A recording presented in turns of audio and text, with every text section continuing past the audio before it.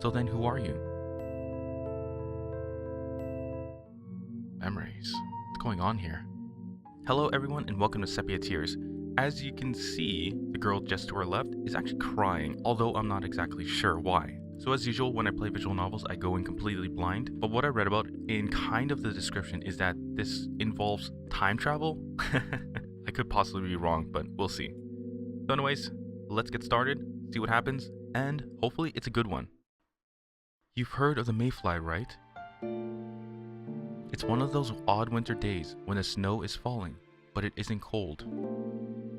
Either late November or the beginning of December, right around the time when the dollar store starts playing Christmas music and the couples go skating.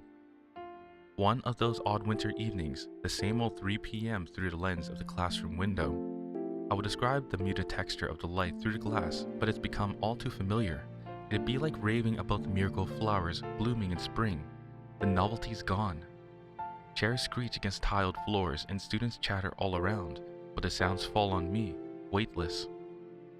The mayfly, the bug that lives for only a day once it grows its wings, oh that's sad. Poor bug.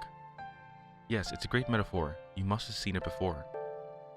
My mind wanders sometimes. It's like being stuck in a room with the TV set to local news, almost muted, but not quite. Or like reading a boring webpage because you're too lazy to click away. Having a voice in your head that won't shut up. It used to bother me, but I can handle it now. Listen to music on the way home, play a video game before you go to bed, kill time in any way you can, and it won't be so loud. Ever wonder why they even bother? I'm a little confused here, what's she talking about? It's simple really.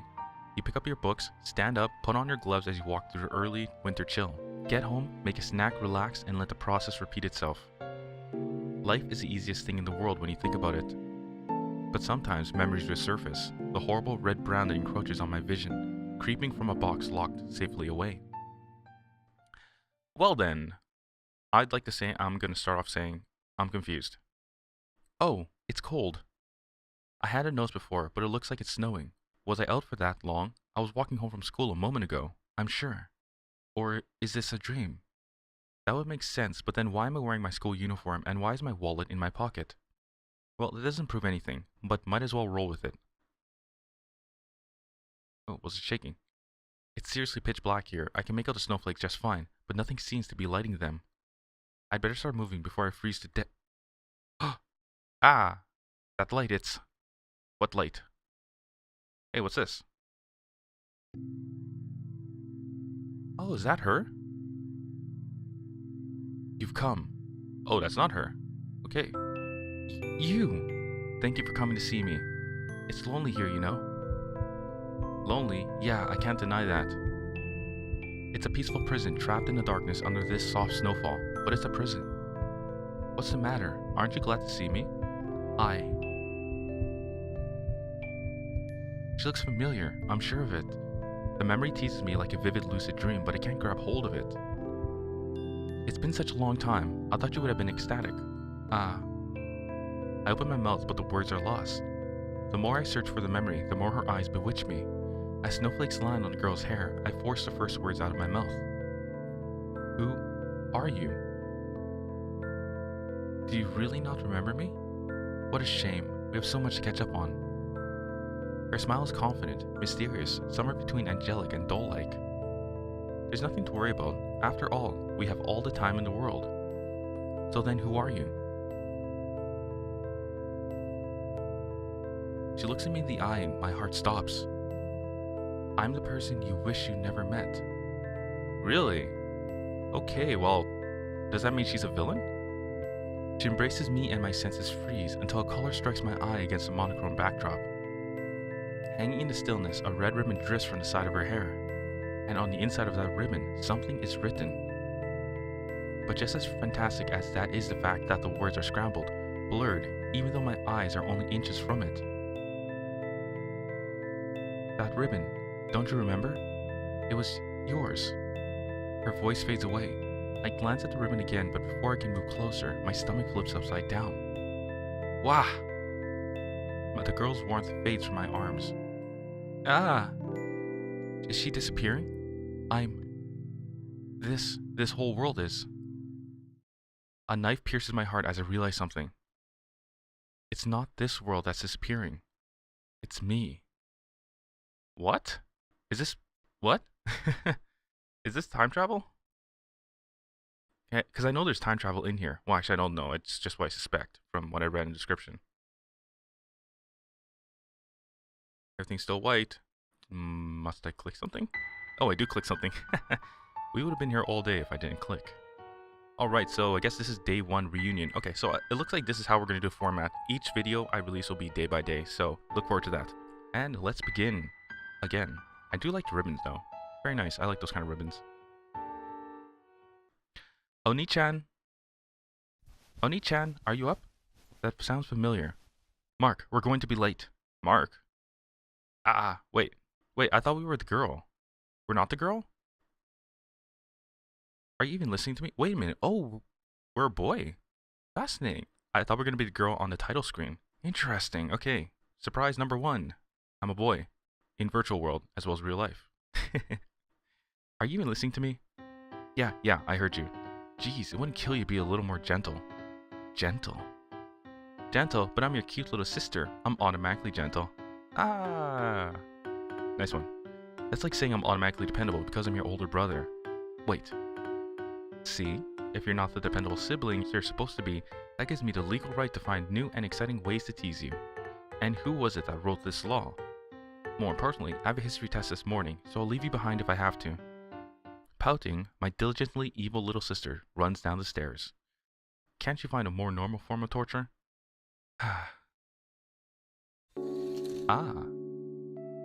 It's bright out, pleasantly bright. I can get lost just looking at the pale blue sky, although I fear the cold that accompanies it. See, this is why I hate winter. Nature has no mercy for the northern hemisphere. Actually, does that make a difference? Technically, every country has to be part of a hemisphere, so there must be warm regions in the northern hemisphere, and even so, the southern hemisphere would be... Mark, I've been working on my Hokuten Shinken, and... I'm coming. The last time she tried this... I shudder to think of it. Whoa! Did she really kick his butt? Very nice, Rin. I'm pretty sure I know who my next practice subject will be if you make me fail my test. Isn't it usually practice partner, not practice subject? So that's my sister Rina. Wait, I thought it was Rin. I must have somehow not seen the A. Since she started my school, life has been hell. Well, maybe that's an exaggeration. She's a nice girl and all. She takes care of me, makes me lunch, forces me to buy her stuff. See what I mean? I'm out of compliments already. And that threat certainly wasn't the first. Ouch! Stupid razor. That was supposed to show me how to use this thing. Anyway, Rin is a strange girl. To put it nicely, she always rattles on about these crazy robot wars and melodramatic love stories that she watches, trying to find new and exciting ways to pull me into her world.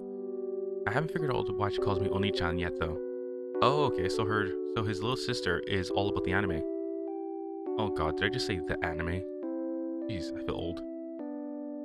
Is it ironic? Ironically unironic? Ironic because she thinks I'll think it's subtly ironically unironic? Oh my dude.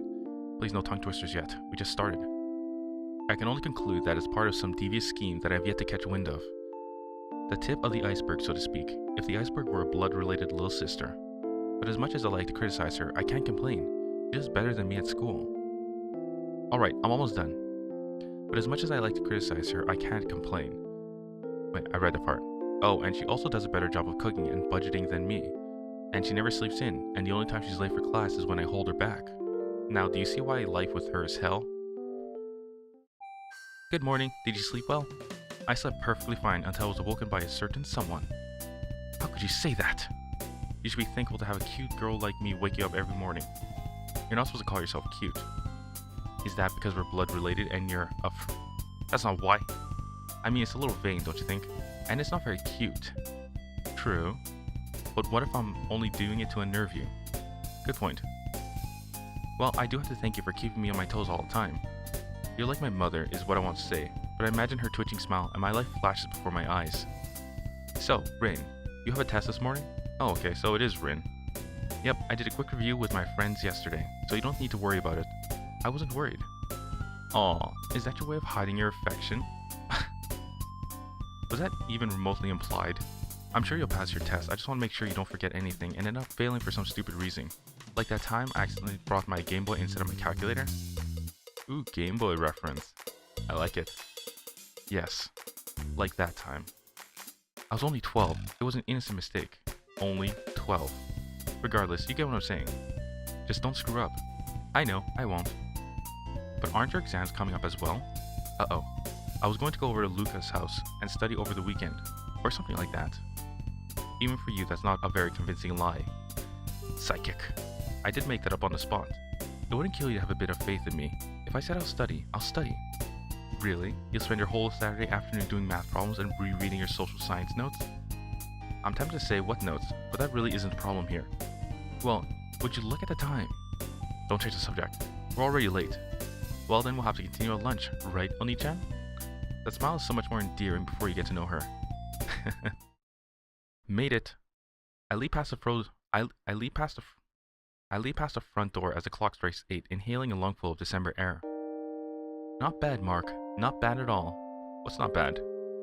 You were taking so long with your bag that I thought I'd really have to put the gloves on. I thought you were going to leave me if I took too long. I was only kidding. Leave my only brother alone to walk to school on such a cold day? I couldn't. See, okay, it looks like he's not the dependable one. It looks like Rin here is. And yet you can practice your anime fighting techniques on me? Well, when you look at it that way. But you know, mastery of the martial arts can be extremely important. What does it have to do with anything? It's important, really. Yeah, I know. Self-defense and all that. No, not just self-defense, it's an extra weapon in your arsenal. What? Okay, picture this. Okay, so it looks like this is what we're in for in Sepia Tears. Imagine that you're fighting against an enemy who already knows your techniques. And why would I be doing that? Because the person challenged you, because you kidnapped the princess. Use your imagination. Or if the princess isn't another cat, then you'll just have to go look for her. Ouch. Wait a minute. Okay, everyone, take a look at her. Take a look at Rin in her entirety. If any of you watch any of the Fate animes, she looks like Rin. Also because of this. This also reminds me of Rin. So basically I'm talking about Fate's Day Night. Rin, everyone. Anyway, let's say you end up in combat with someone who knows that you're good with long-range weapons, like a crossbow. They already know your weakness, all they have to do is dash forward and fight at a closer range. The archer won't be able to react fast enough and the attacker will have the advantage. What if you're using a mid-range weapon, like a lance? A lance, that's easy. A well-trained warrior would be proficient with both bows and axes. And everyone knows that the axe beats the lance. True, but then couldn't you just learn magic and attack from a distance? Yes, but what if your enemy knows that you're a magician? A skilled axe wielder would eliminate you with a single strike, no critical necessary. Every magician needs an ace up his sleeve. And that ace is the martial arts. That's one option. You see, magicians draw their power internally, not externally. Magic, unlike sorcery, flows through a natural internal circuit before it can be used in the form of a spell. The use of these circuits can drain much of an amateur's magical energy, resulting in the weakening of the mage's combat ability. In this scenario, even the trained mages would be susceptible to the attacks of an ordinary human, more so if the human is skilled in hand-to-hand combat. Though it is an unlikely scenario, it would be prudent for mages to... Enough with the info dumps. Wow. That was really good. It looks like we have Rin from Fate's Day Night here. Very cool. Fine, I don't need you. She taps the Twitter icon on her phone and runs away. Oh. Okay, I may have been a bit hard on her back there, but this isn't a bad outcome either. You see, the streets would be a bit more busy in the morning, but no one ever passes by here. It's hard to get used to it if you're from the city, but I've lived in the suburbs my whole life, and I like the peace and quiet. Oh, I love peace and quiet too. I feel kindred spirit here. It's nice. Lets your mind wander. Hey, that was that girl again. Lets your mind wander to things you'd rather avoid. Wait, did he meet her already? Mark? Huh? What was that? It's her! I look around and momentarily spot a figure, but it disappears before my eyes. Strange, she looked familiar. That was her! Everyone, that was her! Huh. I assume we get to meet her later on though. Meh. Can't be that important. 2 weeks later, I would look back on the moment as the first in a series of very, very silly assumptions. Lucas, Mark, you're actually early. A familiar voice welcomes me in from the cold. In front of me stands a young man that I've known since the beginning of high school, and that I sometimes wished I didn't know. On time is more like it. We have barely 5 minutes until the bell. That's still an accomplishment, coming from you. Oh, hey, did you bring your notes for the presentation? My other friend Lillian voices her question politely, unlike a certain little sister. Well, Rin was on the computer until midnight and my laptop needed recharging and... Such a liar. And your house was constructed without power outlets. Of course. Fine, I'll print them out at lunch. And there goes the bell. I can't believe I'm saying this, but I'm actually looking forward to a boring lecture if it means I can relax. The teacher's voice drones on. And on. And... on. I only know of one way to escape. He's gonna say I need to use the washroom. Jumping out of the window might have been a long-term consequence, though, so I'll be content with staring through it. Oh, never mind. Whenever I'm bored at school, I always look out at the weather and think about how I would rather be anywhere but here. Although fortune has treated me with nothing but a sadistic little sister and a pile of unfinished homework this morning, so maybe I'm better off in class after all. Mark. Am I hearing things? Mark! It's just like this morning. Whoa, the crazy music's back. Is this someone's stupid idea of a prank? I'm sure it's just some kid with nothing better to do with her time, but... It's her again! I'm sure it's just some kid with nothing better to do with her time, but I can't forget that. Alright, I know what I have to do. Pinpointing the source of sound, I spin around and glare at my target. She's not getting away this time. The class stares at me. Lucas turns around. I sit back down. Awkwardly. What the hell's happening? What's happening here? Lunch, finally. No matter how many years pass, nothing beats the taste of cold meat and freedom. It's quiet. Lucas sighs audibly, and I follow. I still don't get how Rin can sacrifice her lunch break to study for a test when she hardly ever studies at home. It's far from the strangest thing she's done. Point taken. So, how was that game I lent you? Oh, right. To be honest, I'm not really into those dating sims. They're not dating sims if they don't have statistics. Interesting. Whatever, it doesn't matter. I'll check it out when I get time. Right now I'm busy with... I was about to say schoolwork, but that lie won't last a second. Stuff. Yeah, stuff. Mark, you do know what this means, don't you? I really think I can see the sunlight glint off those glasses. This means that you have yet to experience modern Japanese visual culture in all its glory. Can you please shut up now? Surely you found yourself a peek at Rin's DVD collection at some point in the past 16 years. Haven't you ever felt discontented with the path the story takes? I'll take that as a no. Protagonists always have a plot armor in suspense stories, and the main heroine always wins in romances. Even aside from being dumbed down by the awkward transition between two inherently different mediums, haven't you ever felt like the story isn't working? Does he talk about this story? Because if that's the case, we've barely gotten through here. Does it feel like the main character is a brainless idiot and that you could do a much better job than him? Ooh. That's actually true in basically every single anime I've ever watched. Well, mostly. Haven't you ever felt like giving that idiotic protag a punch in the face and telling her to choose the shy, innocent library girl over that deceitful Oni-chan-chara who can't go on a date without thinking about her little brother? This statement may contain a slight amount of bias. Ahem. At any rate, there's only one solution to problems like these. You play the game. Wait a minute. The way he's making it sound, is Sepia Tears a choice? Like, do you actually get to make your choices throughout the game? Because I like choices. Choices are fun. I sense an evil chuckle as he finishes, as if he wants to add, and soon you'll be just like me. Well, like I said, I'll get to it eventually. Lucas kicks his feet up. It's a really good game though, and the school uniforms kind of resemble ours, don't you think? As much as I hate to admit it, he's right. Our school is infamous for its elaborate uniforms that don't match its academic reputation. That isn't going to make me play it any faster. Then I'll bother you every day until you do. Do you dare to underestimate my persistence? Let's not underestimate this crazy dude's persistence. The bell signals the end of lunch and we head to class. Away from each other, thankfully. I did it. It took a few years, but I did it. I made it back, and it won't be long before I talk to him again. What? A clock ticks in the background as a girl gazes pensively out the window. What the hell just happened? Wait, was that us? No, that wasn't us. She said him. I'm confused. I'm getting nervous. Just think about it. Nervous and a little excited. It's been so long. What'll I do if he's changed? This whole plan would be pointless. I have to stay calm. I know what I'm doing and I've thought it all through. Just stick to the script. But I'm nervous. So nervous. What? What's happening here? I like sunsets, I really do. I could live without long walks on the beach, but sunsets, they're special. Cliché doesn't have to make things less special. Not that it matters much. Storybook romances stay in the storybooks. It's just nice to catch a glimpse of story sometimes, be it the MP3 shuffle gods granting divinely selected background music or a perfect twilight after a day of rain. Phew, thanks again for the help. Don't worry about it, it's not like I have anything better to do. I slide down from the windowsill, but my feet hesitate.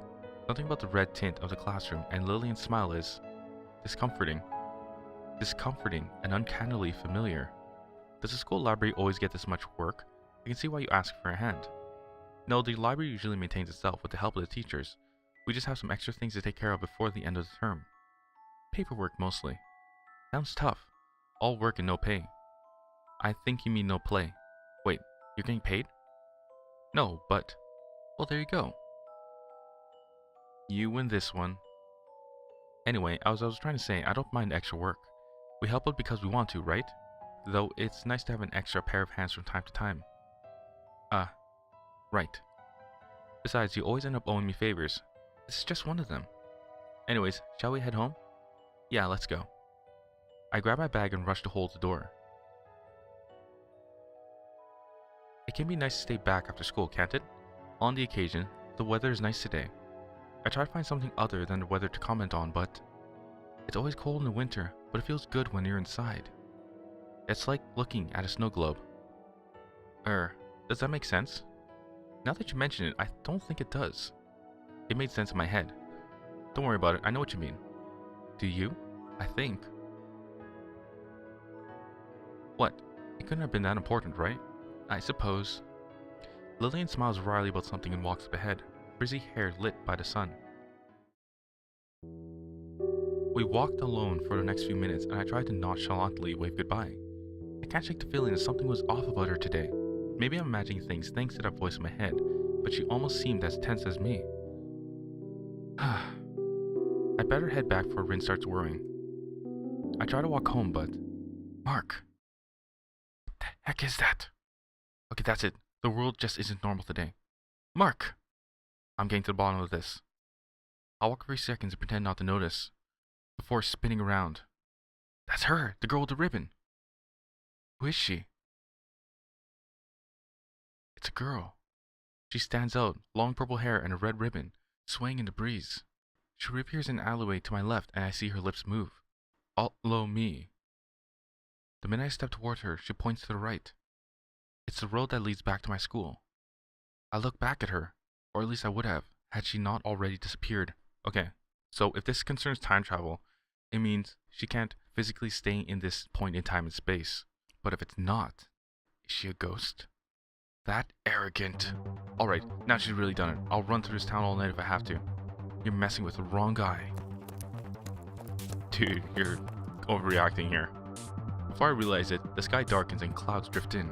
From time to time, I catch a glimpse of something white out of the corner of my eye, but it disappears before I can identify it. She's deliberately dashing through the side streets, and she always seems to be exactly one street ahead. I gasp for breath as I reach the school building. Wait, wasn't it nighttime already? Why is it daytime again? The girl stands daintily at the entrance. You, stop! She grins and runs inside.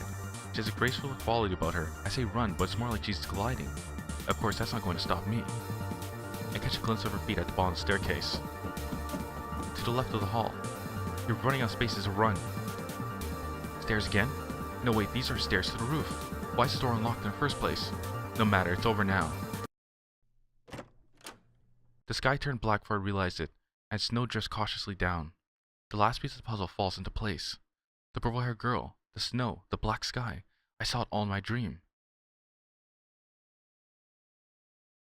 Is that her? The girl looks at me from the edge of the roof. Oh god, is she going to kill herself? Please no. Thank you for following me, Mark. Oh, how many things should I be yelling at her for right now? But I can't. My mind isn't functioning like it should. Scattered images from a time I'd rather forget flash through it. First of all, let me apologize for luring you out like this. It was the only way I could talk to you alone. She steps closer. Of all the things I want to say, only one line comes out. Who are you? Ooh, the same line from his dream. Don't worry yourself over minor details like that. You will remember soon enough. Soon enough? What kind of vague hint is that? The past will fall into place eventually. It has a habit of doing that. She pauses and looks up at the sky. The snow collects on her hair. You might not remember me yet, but I remember you. I've been waiting to see you for a long, long time. She points her eyes at me, and I can't look away. Will you help me, Mark? Will you accompany me long enough for you to recover your memories? Memories? What's going on here? That's a strange request. My thoughts vanish. I nod unthinkingly. I will, but you owe me something first. Tell me your name. I beg Sepia. I feel her warmth before we even touch. She walks out to me and she pauses an inch away, breath turning to mist. Myra, damn it! I hear her name and her ribbon flutters before me. The memories taunt me. I've seen her, seen this, but... A cold breeze strikes me as she steps back. I'll visit you someday soon. In the meantime, if you ever need me, come to this rooftop by yourself when the sky turns black. If you call out to me, I'll come to you. That is very mysterious and quite creepy. What are you? A vampire? Maybe. A ghost? She smiles faintly. I'll leave that up to you. One by one, her footsteps grow distant. Well then, goodbye, my what? My friend, my love? My brother? Her final words are lost as she steps off the edge of the roof. Wait, steps off the edge? What the? I dash to the edge of the roof as fast as I can and look down. But there's nothing, not even a footprint on the freshly fallen snow. I'm confused. My head is spinning. I don't want to think. I don't want to. It's there and it keeps coming back.